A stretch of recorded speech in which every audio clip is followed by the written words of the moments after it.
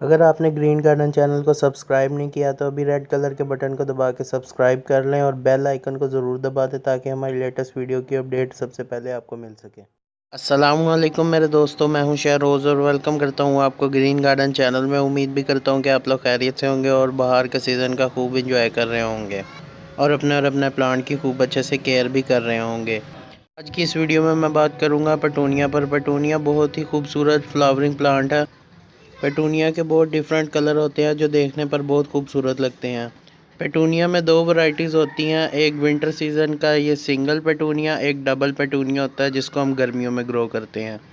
Petunia को seed से भी ग्रो किया जाता है और कटिंग के थ्रू भी ग्रो किया जाता है। आप इसकी कटिंग पानी में भी लगा सकते हैं और मिट्टी में भी।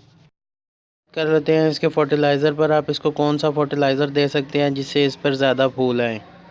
इसको आप मस्टर्ड केक का फर्टिलाइज़र दें। मैं भी मस्टर्ड केक का फर्टिलाइज़र देता हूँ। ये देखें कितनी फ्लावरिंग आई हुई है इस पर और इस पे बडिंग भी हो रही है। सारा प्लांट ही फूलों से भरा हुआ है।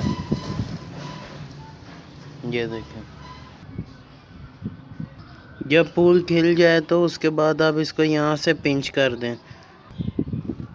जब पेटूनिया को वाटरिंग करनी है आपने यहाँ ऊपर से नहीं डालना पानी, इसको साइड से यूँ उठा कर डालना है।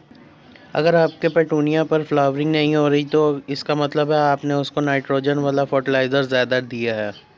अगर आपने पेटूनिया को गमले में लगाया हुआ तो इसके लिए वेल ड्रेनेज सॉइल यूज़ करें। अगर आप चिकनी मिट्टी यूज़ करेंगे तो ये गल जाएगा।